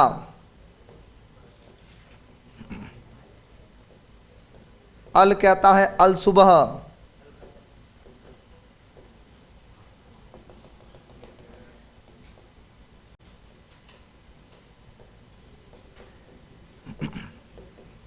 और ये लो तुम्हारे संगठन का नाम, अल-कायदा। अरे भाई, नाम की सार्थकता कभी समझ ही नहीं पाए तुम। आज समझ में आएगा उसका नाम अल-कायदा क्यों रखा गया है। अलविदा, निश्चित विदा, मतलब जहां कभी मिलने की संभावना नहीं हो ना, वहां अलविदा शब्द का प्रयोग होता है, ये जानने का। तो अपने संभावना एक ही है, मरे तब। बाकी ब्लॉग तो तुम्हें कितनी जगह से कर रहे हो, तुम नई आईडी बना लेते हो। अल सुबह, ये नेगेटिव बात नहीं है, ये आपका प्रेम है। आप चाहते हो छोटी सी जिंदगी है, कहाँ लड़े कहाँ भिड़े, प्यार बांटते रहो जितना है। आप बस कोई लेता नहीं है प्यार, वो अलग बात है। नफरत के सौदागर कभी प्यार का सौदा नहीं करते हैं। सुनो छोरो, 12वां थोड़ी है मेरा। ओ अल-कायदा, निश्चित कायदा। अब आप इस नाम की सार्थकता को देखिएगा कि उसमें कायदे क्या होते हैं? निश्चित होते हैं। इतने नियम तगड़े होते हैं, कभी ज्वाइन करके देख लेना। शराब नहीं पीते हैं, स्त्री गमन नहीं करते हैं। ये अल-कायदा वाले आतंकवादी कौन क्या, क्योंकि इन्होंने माना है कि दो ही ऐसी वस्तुएं या कुछ भी कह लो, दो तत्व ऐसे इस सृष्टि में जो मनुष्य को अपनी मंजिल से डिस्ट्रैक्ट कर सकते हैं। नंबर 1 सुरार, नंबर 2 स्त्री। आदमी अगर प्रेम मोह में नहीं पड़े तो नहीं मरेगा, आदमी शराब नहीं पिए तो नहीं मरेगा। क्यों? दारू पीने के बाद में फिर बाई सिस्टम हैंग कर लेता है। ये ध्यान, दारू पी के फिर क्या रात को बैठे बैठे सोचेगा कि यार ऐसा एक संगठन बाई का भी होना चाहिए, कल अपन अलग संगठन बनाएंगे। ये दारू वारू कुछ नहीं पीते। इवन ये हो चाहे जो तालिबानी लोग थे, वो भी लेके नहीं, क्योंकि इनका एक थ्योरिकल सिद्धांत है, ये अपने से भी ज्यादा आस्थावादी होते हैं। ये कहते हैं कि जब हम स्वर्ग में जाएंगे ना, जन्नत, वहां सुरा की नदी बहती है, दारू वहां पिएंगे, नदी बह रही, अंदर ही रहेंगे पूरे दिन। आप सोचो, इससे बड़ा कोई आस्थावादी दृष्टिकोण नहीं है। हम आस्थावादी है, लेकिन हम इसमें आस्था रखते हैं कि भगवान कल ठीक करेगा, हम मरने के बाद में ठीक होगा, ये विश्वास नहीं करते हैं। हम इसमें भरोसा रखते हैं कि ईश्वर कल अच्छा कर देगा। आज तुम स्ट्रगल कर रहे हो तो ये लेके कर रहे हो कि यार नहीं, नौकरी लगने के बाद में हालात सारे ठीक हो जाएंगे। इसको कहते हैं आस्थावादी दृष्टिकोण। लेकिन ये बंदे तो मतलब मरने के बाद सोचते हैं कि असली जिंदगी मरने के बाद शुरू होगी, मरेंगे, जन्नत नसीब होगी, और फिर वहां पर स्वर्ग में जो हूर है ना, उनकी परियां घूम रही है वहां, और वो हमारा स्वागत करेगी। ऐसा इनमें माना जाता है। बाकी परी ना तो बचपन में आई ना जवानी में, तो आप मरने के बाद की उम्मीद काहे कर रहे हो भाई? सपनों में आते हैं तुम्हारे सांप, या कभी गांव वाले सांड भागते हैं पीछे जो मारने वाले होते हैं। मजाक नहीं कर रहा हूं मैं। और दूसरी बात, मनोवैज्ञानिक उदाहरण बताऊं तुम्हें, इस अवस्था में छुरा पीछे बासा क्यों छेड़ रहा है? इस अवस्था में आपको रात को जब सपने आते हैं ना, इवन आप नहीं, मैं नहीं, कोई भी, आपको स्कूलिंग में जब सपना आया ना, कभी घर पे थे, हमने वो पूरा का पूरा सपना एज इट इज स्टोरी घर पे सुनाई थी, सुबह उठते ही रात को ये बात था। आज तुम्हें रात को जब सपना आता तो तुम उस सपने को स्पष्ट याद ही नहीं कर पाते हो, क्योंकि सपने इतने आते हैं कि खुद सपने ही कंफ्यूज है। इसका कारण क्या है? आपकी दमित इच्छाएं बहुत ज्यादा है। आप हर मिनट में पलट जाते हो, हर मिनट में सोचते हो ये नहीं ये होना चाहिए, ये नहीं ये होना चाहिए। और सपने हैं किसका बाग? जब आपने मान लो, आप फॉर एग्जाम्पल किसी के दादाजी एक्सपायर हो रखे हैं, 4 साल पहले मरे, दिन में घर में कोई दादाजी की बात हुई, रात को दादाजी आपसे हताई करके चले गए, अपन उठते ही कहते थे तो दादाजी को सपने में देखा, तो मम्मी तुरंत कहती थी कि कल बात हो रही थी वो मन में रह गई। इसको कहते हैं अर्धचेतन मन। और अर्धचेतन मन में चीजें रह जाती है ना, वो रिपीट होती रहती है, ये ध्यान रखना है। इसलिए अपने को सपने आते हैं। तो अर्धचेतन मन तो तुम्हारा भरा हुआ है। आदमी को जब फांसी देते हैं तो उसको अंतिम इच्छा क्यों पूछी जाती है? According to science, mind 7 minute तक एक्टिव रहता है मृत्यु के बाद भी, 7 मिनट तक सक्रिय रहता है। तो अगर उसकी अंतिम इच्छा पूरी कर दी जाए तो वो जल्दी मरता है। तो अपने जैसे कि अंतिम इच्छा पूछ लेना, तो अपना तो माइंड मेरे को लग रहा 7-8 दिन तक नहीं मरेगा, इतनी अंतिम इच्छाएं कौन सी बताए? अपन तो कंफ्यूज है। भगवान आ जाए ना एकदम 3 सेकंड में कोई अंतिम इच्छा बता, तो सच में भगवान हो, 3 सेकंड अपन उसी में गंवा देंगे कंफर्म करने में। तो ये लेके देखे अच्छे से सुनो। अब इनका किसी का बहुवचन बनाने का ट्राई कर लो, कभी नहीं बनेगा। यथेष्टों, यथाक्रमों, यथादेशों, यथा संभवों, अलविदों, अलसुबों, अलकायदाओं, उपकूलों, उपांतों, 49, 59, प्रतिपलों, प्रत्यक्षों, प्रतिदिनों, प्रत्येकों, कभी नहीं बनता है। ये ध्यान रखना है, ठीक है। अलसुबह, निश्चित सुबह को कहते हैं। अलगरज भी यही आता है, अलगरज, निश्चित गरज, ये ध्यान रखिएगा। दूसरी बात, फिर यहां से गए, आपने पढ़ा अलबत्ता, अलबत्ता भी इसी का उदाहरण है। सुना हुआ अलबत्ता?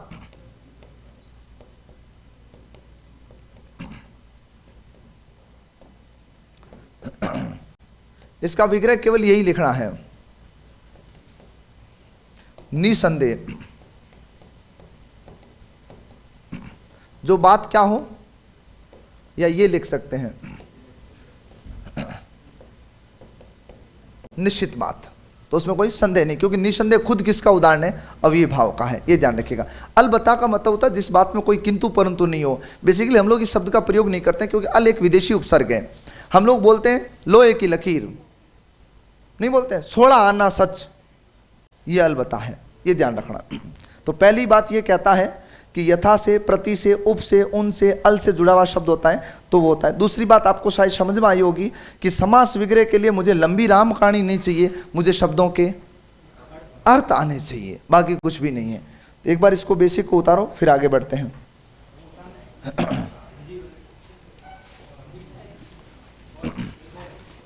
एक और क्या, यही है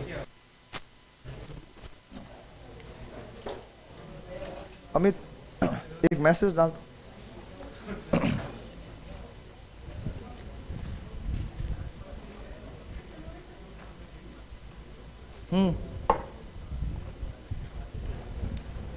क्या हो गया? क्या हो गया राजमाता के? बातें मत करो।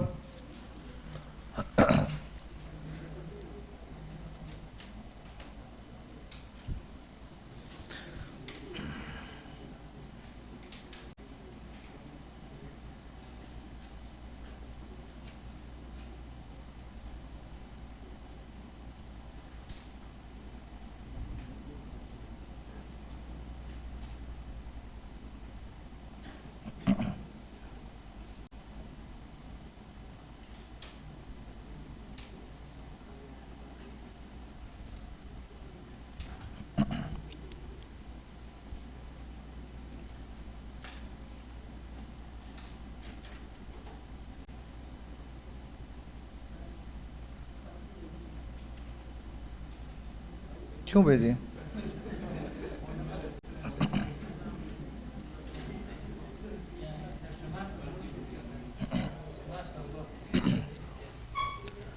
अच्छा, मन स्थिति बात करते हैं। समास का विलोम व्यास होता है। व्यास मन फैलाओ। समास का व्यास और संधि का विग्रह। अब सुनो, एक सवाल है कि मन स्थिति को मन स्थिति क्यों दिया हुआ है? एक तो मन स्थिति और एक अंत साक्ष्य शब्द विसर्ग सुरक्षित है और ये अपवाद स्वरूप है। शब्द शुद्धि में लिखाऊंगा अंत साक्ष्य के साथ में ये, ठीक है? तो चिंता मुक्त होके पढ़ो। ये क्लास के अंत में लगा देना पैनल पे लास्ट में।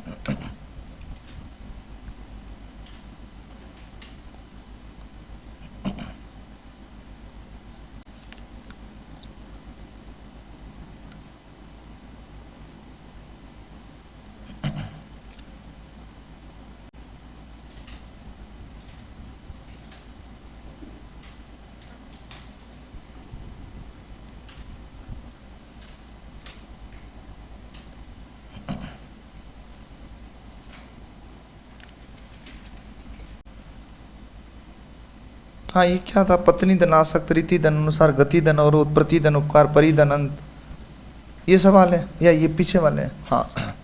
अच्छा, आपने ये पंडित जी पूछा था तो मैंने लिखा था बताना चाहिए तेरे को कि पंडित जी ये नहीं है, पंडित जी ये है। तो बाहर बताएगा, फिर क्लास में नहीं बताएगा। इसमें तो पंडित जन जी टूट जाएगा ना, ज का त का ज बनता है। सत्यानाश हिंदी की संधि का है ही नहीं, ये ध्यान रखना। अतलेवा हिंदी की संधि का है। और बाप बेटा नहीं होता, बाप धन बेटा होगा, लेकिन अपन क्या बोलते साथ में? बाप बेटा। तो ये तो मैंने बताया ना जब पास में लिख के, उच्चारण के संधियां अलग है, लेखन की संधियां। अब बाप बेटा लिखते नहीं है, लिखते हैं क्या बाप बेटा? लिखेंगे क्या? बाप बेटा। तो ये तो सारे आ सकते थे उसमें, लेकिन फिर वो लंबा हो खिंच जाता, मैटर है ही नहीं इसमें लेके कोई। अब ये तो शब्द ही कितना भयानक है, कोई देख ले तो माने और नहीं।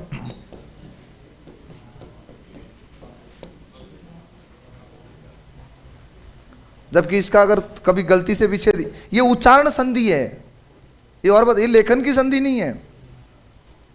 ये गलत फहमी में मत रहना कि ये लेखन की संधि है। नहीं, लेखन की संधि है ही नहीं हिंदी की, ये उच्चारण की संधि है। और बाप धन बेटा होगा, जबकि अपन इतना जोर देके नहीं बोलते हैं बाप बेटा, क्या बोलते हैं? बाप बेटा। तो ये ब है। और इसके पीछे का कारण भी बता दूं, ये उपजने का पीछे कारण, ये अभी कुछ चलती गाइडों ने क्या किया, इसको लेके नया करने के चक्कर में डाल दिया। हाँ होगा, हिंदी में कोई लेना देना ही नहीं इनका। हो गया? बढ़े आगे।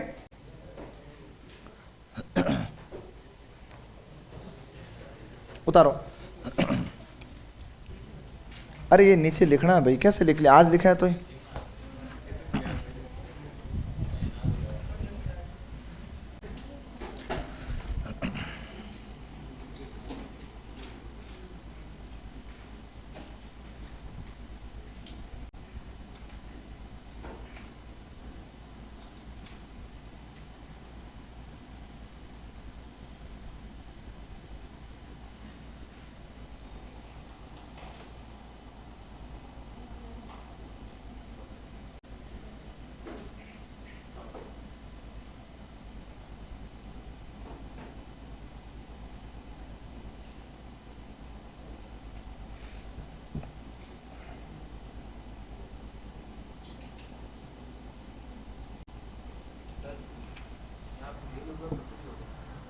रेल होगा।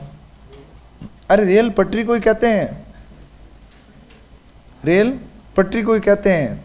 सर्च कर लेना गूगल पे, इंग्लिश का शब्द है रेल, RAIL, है ना, इसका अर्थ ही पटरी होता है। संकर शब्द है रेलगाड़ी, बताया आपको।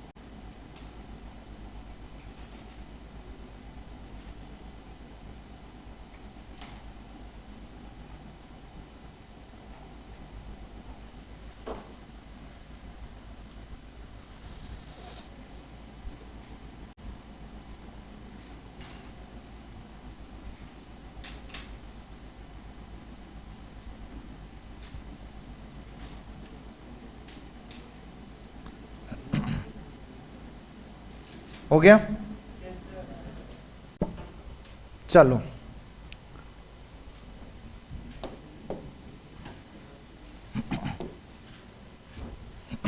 उतारो।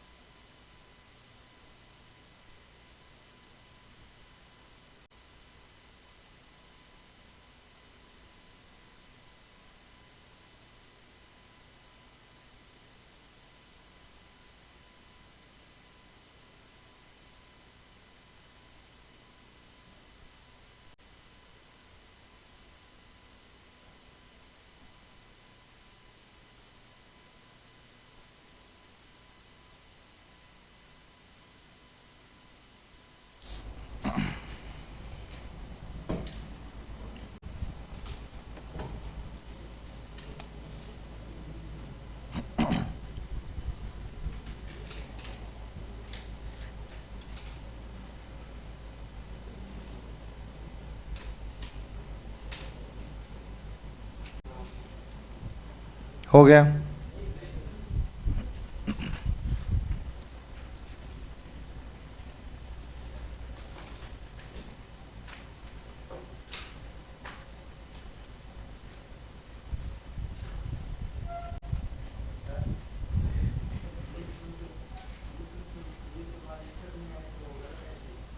गलत है, गलत है बिल्कुल। फिर कहाँ से छा कहाँ से लाए तुम?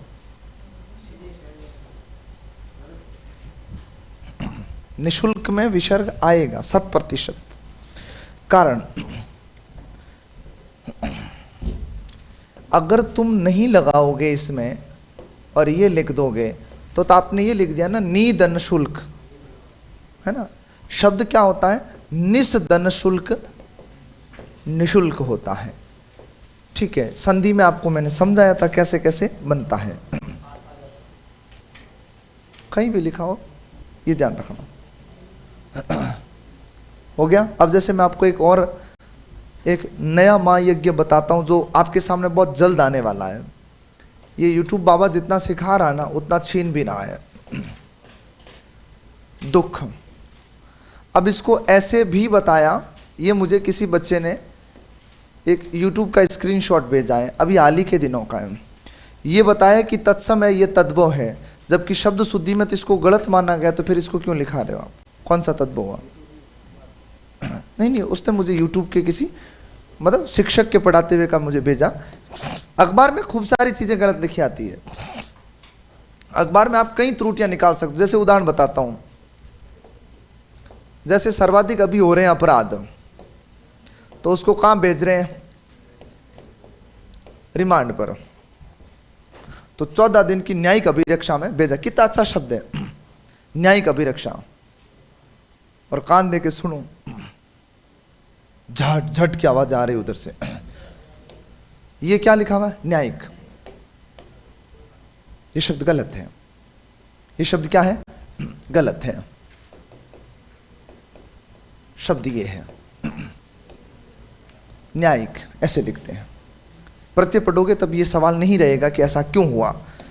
ठीक है, तो कई सारे सवाल, जैसे मान लो अगर कहूं वैयक्तिक शब्द है, तो वैयक्तिक शब्द होता है, व्यक्तिक होता ही नहीं है, ये होता है वैयक्तिक। व्याकरण शब्द है, एक तो होता है व्याकरण, एक होता है व्याकरण। तो व्याकरण ऐसे लिखते हैं और व्याकरण ऐसे लिखते हैं। ये व्याकरण, ये व्याकरण है। अब बच्चे दोनों ही सही है, अर्थ ही अलग अलग है दोनों का। ये तो है भाषा का शास्त्र, शुद्ध शुद्ध की बात जो तुम्हें पढ़ा रहा हूं, ये इसका ज्ञाता गुरु कामता प्रसाद के नाम के आगे लगता है हिंदी के व्याकरण, मन जो विशेषज्ञ हो उसका, उसको लेकर के। तो ये तो कई सारी अखबार वाली चीजें बहुत सारी है भाई, गलत है ना। चलो अगला उतारो।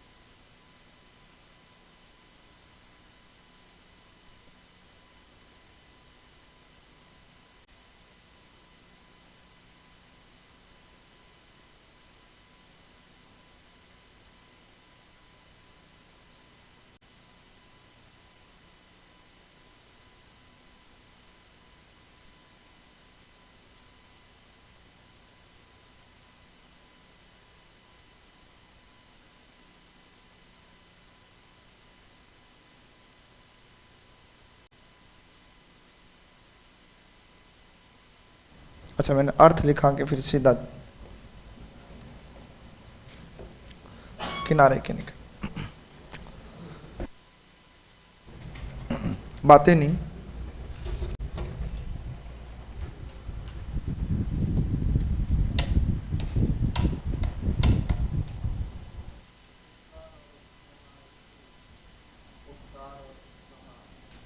उपकार तो इसी का होगा, उपसार इसका नहीं होता है। उपकार यानी करने के निकट।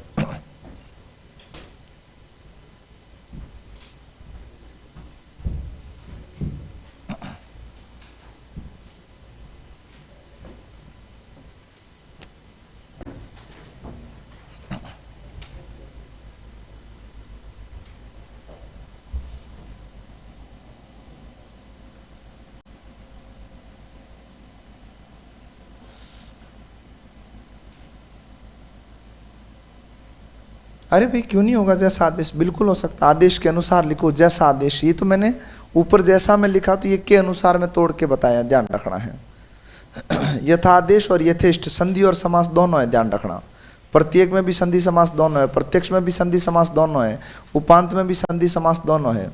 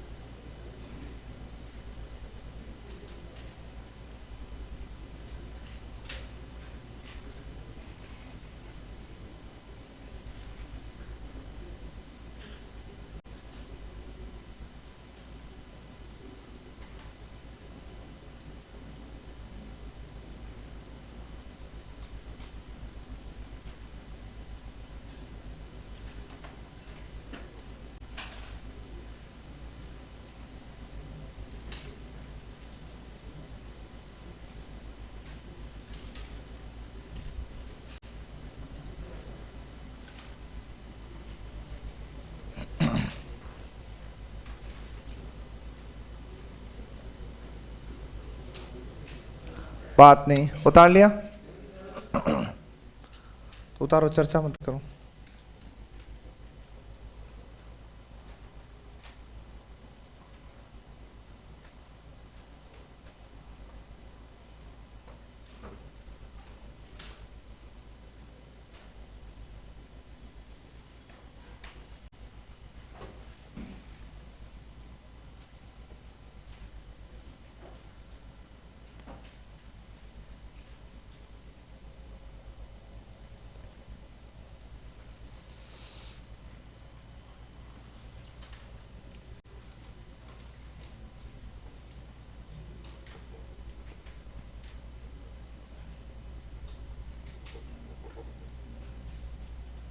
बढ़े आगे।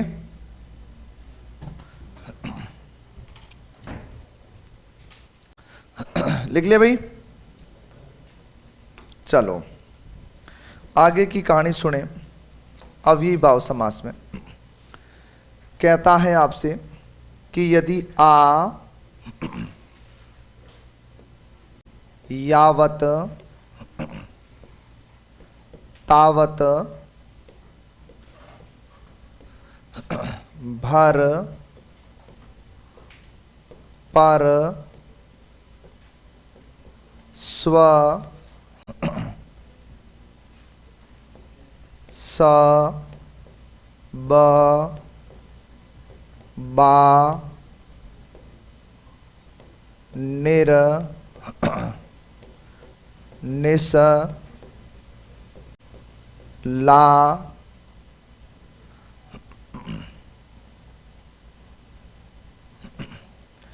आ जाए, यावत आ जाए, तावत आ जाए, भर आ जाए, पर आ जाए, स्व आ जाए, श आ जाए, ब आ जाए, बा आ जाए, ला आ जाए, निर आ जाए, निश आ जाए, बिन आ जाए, बे।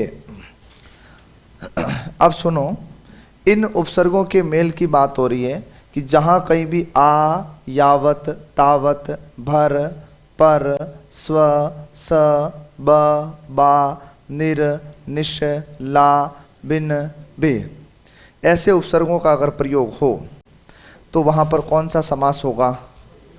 अव्ययी भाव।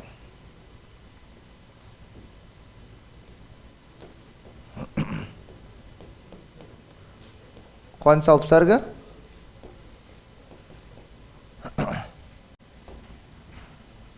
उपसर्ग मेल। अगर ऐसी कंडीशन में उपसर्ग मेल होता है तो सबसे पहले आपको इनके क्या आने चाहिए? अर्थ। तो सबसे पहले तो इन तीनों को एक साथ लेते हैं, इनका अर्थ निकलता है या तो पर्यंत में या तक में। ठीक है, इसको लेते हैं तो इसका निकलता है पूरा, इसका निकले पराया या दूसरा, स्व का ले तो खुद, स, बा और ब का ले तो निकलता है सात, निर, ला, निस, बिन, बे। अगर ये निकलता है तो ये निकलता है किसमें? बिना या अभाव में। ये ध्यान रखिएगा। ठीक है, अरे और भी बातें जुड़ेगी, पहले इन पे बात सीख लो। इनसे बात करें तो आपके उपसर्ग निकलते हैं ये, और इन उपसर्गों से युक्त शब्दों की बात करें तो समास निकलता कौन सा? अव्ययी भाव। जैसे आपने लिखा आजीवन, जैसे आपने लिखा आमरण, जैसे आपने लिखा आकंठ,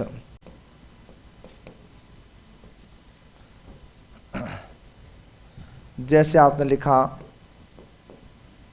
आ जानू बाहु, और आपने लिखा आकंठ लिख दिया, आपने लिखा आगुल्फ। तो इसका विग्रह जो होगा ना वो पर्यंत या तक में जाएगा। किस में जाएगा? पर्यंत या तक में। तो आजीवन का क्या होगा? जीवन पर्यंत। आराम से भाई, ऐसे हमले कौन करता है? छींक ले रहा है कोई, बदला ले रहा है किसी? ऐसे पंडित जी पास में बैठे लुढ़क जाएंगे। पहले इसको कहेगा कि पंडित जी सावधान, छींक आ रही है। चलो, जीवन पर्यंत अपन कहते हैं ना, मैं ये आजीवन करता हूं, रहूंगा, मैं आजीवन ऐसा करूंगा, मतलब पूरे जीवन भर। आमरण, मरण तक या मरण पर्यंत। आकंठ, कंठ तक। आ जानू बाहु, जानू कहते हैं घुटने को, ये ध्यान रखिएगा। अरे सुन ले पहले, तू ऐसे ही जाने वाला वैसे भी। एक होता है ये जानू, एक होता है वो जानू। इस जानू का अर्थ होता है घुटना और इसका अर्थ होता है जांग। वो कुछ होता ही नहीं है। वो जो तुम बोलते हो क्या क्या, अब तुम्हारी जिंदगी में नहीं बोलते हो तो तुम्हारे अंदर कोई कमी है। भाई देखो, कभी है ना, इसको चाहे तुम नेगेटिव लो पॉजिटिव लो, कोई फर्क नहीं पड़ता। मैंने एक तो तुम्हें पैसों वाला उदाहरण बताया कि कोई कहता है ना कि मैंने आज तक जिंदगी में पैसे उधार नहीं लिए, तो बात नंबर एक, या तो तेरे बाप के पैसों पे तू जी रहा है, तूने कुछ किया नहीं, या तेरी फेस वैल्यू ऐसी है, तेरा सिविल इतना खराब है कि तुझे कोई देता नहीं है। तो इसमें खुशी किस बात की भाई? और फिर ये शब्द लिखा कि सर मैं तो प्रयोग करता ही नहीं हूं। तो नहीं करता तो तेरे सिस्टम में खराबी है। अब नहीं करेगा तो फिर कब करेगा? चलो, अरे सुन ले, नहीं तो यही चला जाएगा अजानो बाऊ ही। तो क्या होगा? घुटनों तक बुझाएं, ये ध्यान रखिएगा। आ गुल्फ, गुल्फ तक, गुल्फ बोले तो टखना। गुल्फ किसको कहते हैं? टखने को कहते हैं। टखना जानते हो? अरे चकना नहीं है, कौन है सर अभी? टखना, ये लखन मत बताओ तुम यहाँ। हाँ, चुप हो जाओ, शांत रहो। उसके बाद में देखो, भरपेट,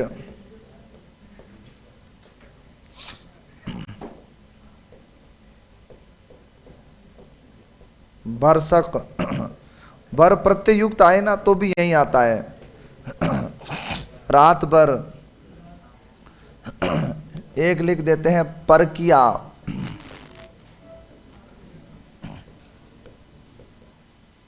स्वाधीन, सवकिया। ये पूछे नहीं है अभी तक ऐसे शब्द, क्योंकि इन शब्दों के तो सामान्य अर्थ तक नहीं जानता बच्चा, और पूछ ले तो निपटा दे। तो सुनो, भरपेट, पेट भर के या पूरा पेट भर के। बरसक, सक भर के, सक मन प्रयास, जो पूरा प्रयास करे उसे क्या कहते हैं? सक भर के। रात भर, पूरी रात। परकिया किसे कहते हैं? दूसरे की पत्नी नहीं, हाँ है आस पास ही। सुनो, अरे ये स्त्रीलिंग शब्द है भाई, ये पुल्लिंग नहीं है, आकारांत स्त्रीलिंग है। ठीक है, तो सुनो ध्यान से। पर पुरुष से प्रेम करने वाले, पर मन पराया से प्रेम करने वाली परकिया कहलाती है। और स्वकिया किसे कहते हैं? अपने पति से प्रेम करने वाली। अरे तुम चुप रह जाओ, पढ़ लो, नहीं तो तुम्हारे जीवन में दोनों ही नहीं है ना। अपने पति से, बीच का रास्ता है कुआं।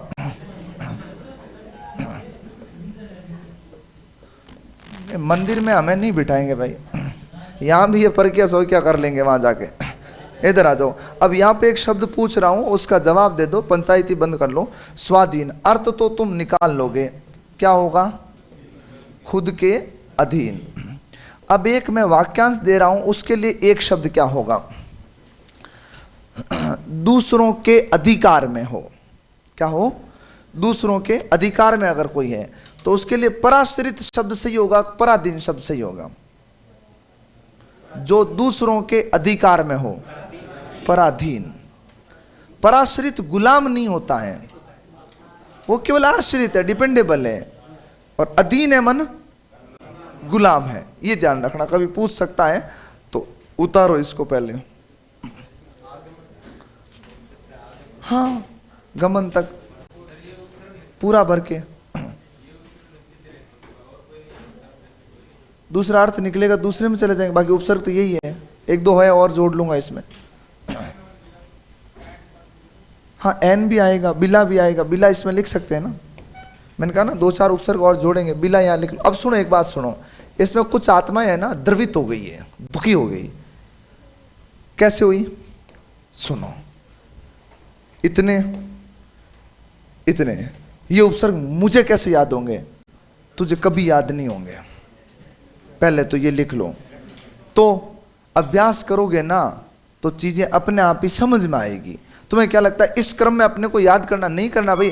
और तुम्हें मैंने क्या कहा एक दिन, तुम्हें हमेशा ही याद उदाहरण से ही होंगी, इनके तो तुम अभ्यास करोगे तब स्वतः ही चीजें ऑटो मोड पे आ जाएगी, क्लियर हो जाएगा धीरे धीरे। हाँ आपने कहा सर उपसर्ग इससे ज्यादा नहीं बढ़ेंगे, जैसे इसमें एक आध एंड डाल दिया या एक आध कोई, बाकी उपसर्ग ये इतने ही है और जितने थे लिखा दिए। बाकी इसमें अब बाकी उपसर्ग निकलेंगे ना, जिसका अच्छा बुरा ऐसे अर्थ निकलते हैं, वो कर्म धारे में पढ़ेंगे। कोई संख्याएं अर्थ दे रही है वो द्विगु में पढ़ेंगे, उसका लेना देना नहीं है। आप तो इस पे काम कर लो खूब है बस।